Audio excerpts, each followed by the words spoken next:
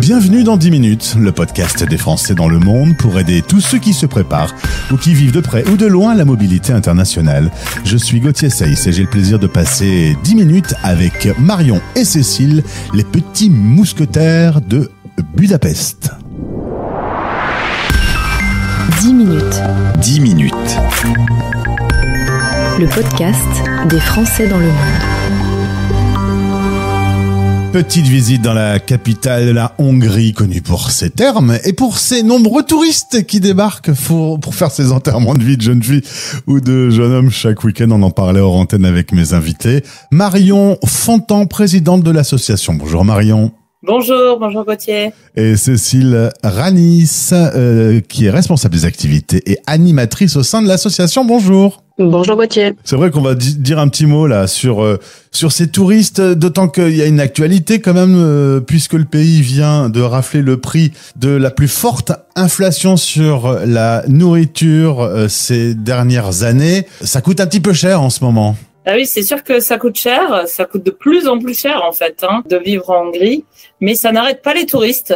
Et ils viennent et voilà, j'ai lu de ci de là que parfois il y avait un petit énervement, les Airbnb qui prennent beaucoup de place, les locaux qui sont obligés de se reculer un petit peu. Vous avez de la chance, votre asso, elle est en plein cœur de la ville. Tout à fait, on est situé dans un endroit magnifique près du plus beau parc, le Városliget, qui est vraiment un endroit exceptionnel. On a la chance de pouvoir emmener nos enfants dans un parc public au milieu de platanes qui sont centenaires, donc on a vraiment beaucoup de chance. Alors c'est vrai que c'est une très belle capitale. Il y a à peu près 3500 Français inscrits au registre, ça veut dire quelques centaines de plus qui ne l'ont pas fait. Et vous avez donc tous les deux un parcours qui vous a amené jusqu'à la Hongrie, un parcours de l'amour, toutes les deux.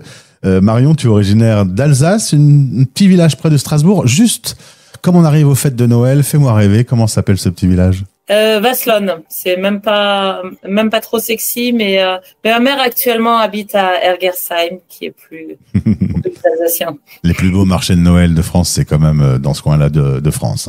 Il y a une quinzaine d'années, tu t'es installée. Faut dire que tu as fait un Erasmus dans ton parcours d'étudiante au Danemark.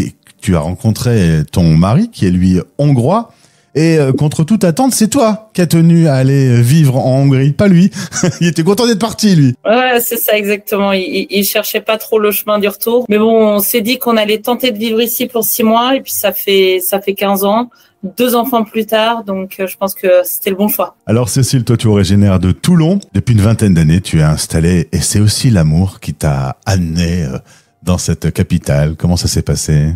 Tout à fait, je confirme. Je pensais pas pouvoir un jour quitter les cigales, les vignes, les oliviers, les rosés de Bandol, mais j'ai fait ce choix, oui, de partir m'expatrier à Budapest. Et tu as même appris la langue qui, selon toi, est assez difficile, agglutinante, tu m'as dit qu'elle est.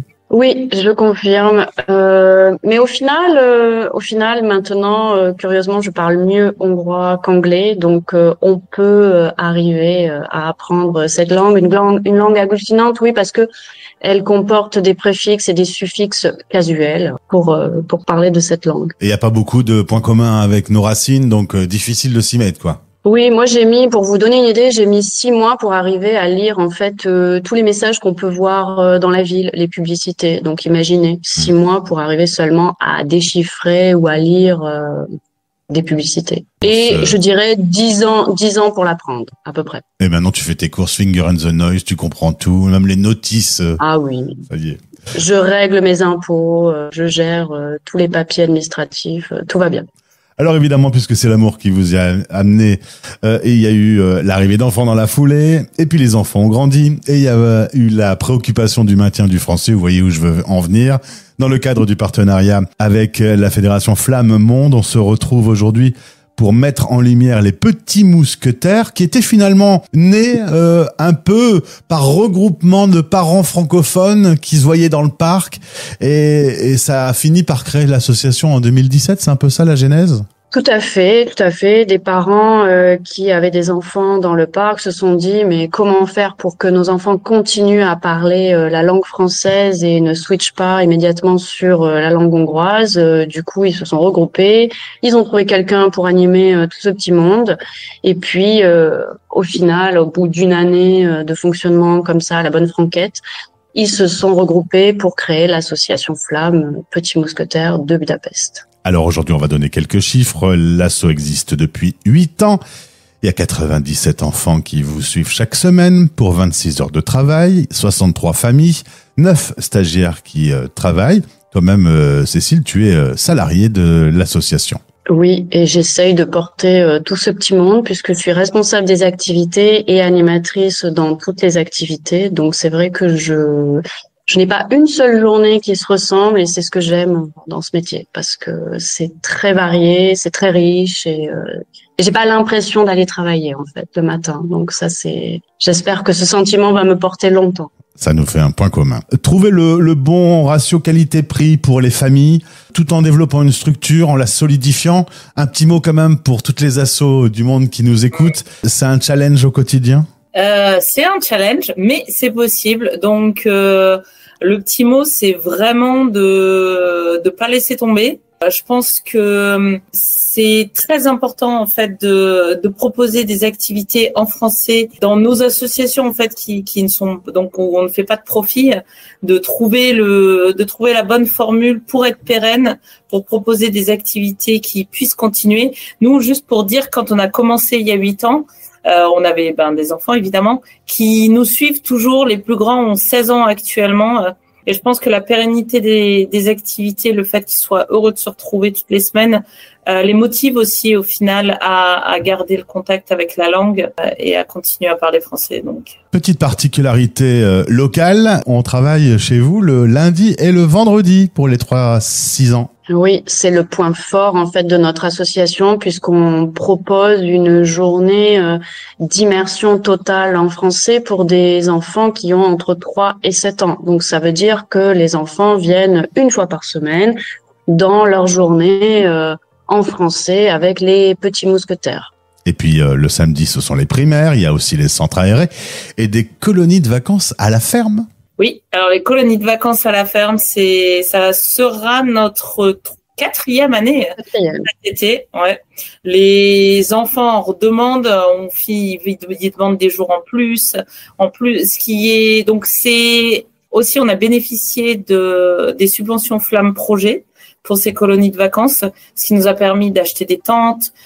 L'idée, c'est vraiment d'amener les enfants proche de la nature, qui voient d'où leur nourriture vient. Ils aident à la ferme le matin et l'après-midi, ils sont plongés dans un imaginaire toujours différent.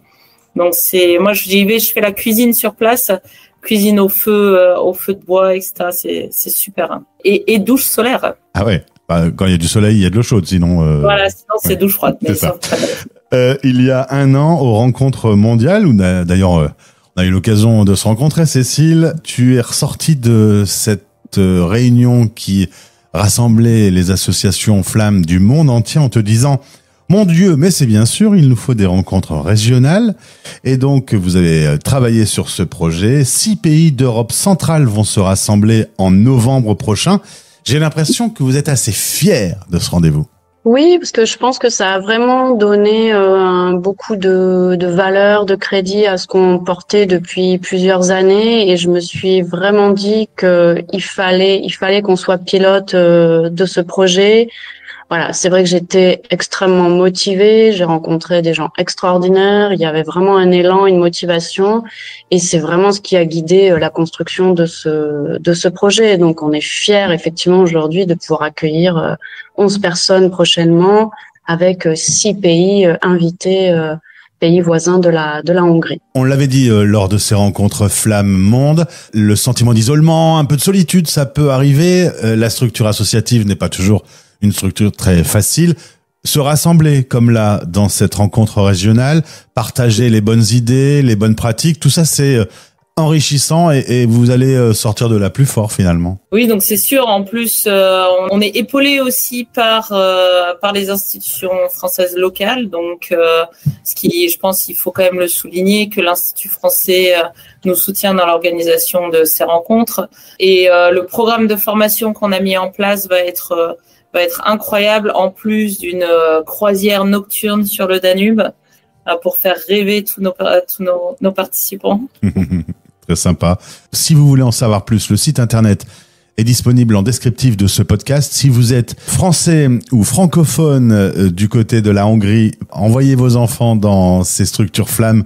Et puis, rappelons-le, un peu partout dans le monde, des associations Flamme accueillent vos enfants pour le maintien du français. Une belle culture à entretenir, une jolie langue qui est importante. Et la mobilisation de ces structures associatives qu'on peut saluer à nouveau. C'est un vrai travail important de terrain qui est fait par toutes les équipes et à travers les équipes des Petits Mousquetaires. Je salue toutes les autres in the world, around the world, comme on dit. Voilà. Qu'est-ce que je vais vous souhaiter des belles rencontres alors? Vous bossez là-dessus en ce moment? Oui, on est à fond puisque les rencontres auront lieu dans 2 semaines. Donc voilà, on a vraiment hâte de rencontrer tous nos invités. Tout est prêt. Donc, le compte à rebours est lancé. Et qu'est-ce qu'on boit qu'est-ce qu'on boit à cette occasion quand on se rassemble en Hongrie? J'imagine une palinka, mais je pense qu'on va pas le faire. C'est quoi? Comme un schnapps. Ah wow, bah dis donc, buvez-le à la fin de la réunion, hein, ce sera mieux. Voilà, sinon, des limonades, la Hongrie, si vous venez en Hongrie en été, n'hésitez pas à tester une des limonades locales qui sont incroyables. Très bien, c'est peut-être plus raisonnable. Surtout celle au sureau, oui, exactement. Marion, Cécile, merci d'être venue sur l'antenne de la radio. Vous passerez le bonjour à toutes les équipes régionales et à bientôt. Merci Gauthier, à bientôt. Merci, à bientôt. Vos podcasts sur la mobilité internationale sont sur fdlm.fr Français dans le monde et sur YouTube en cherchant Français dans le monde.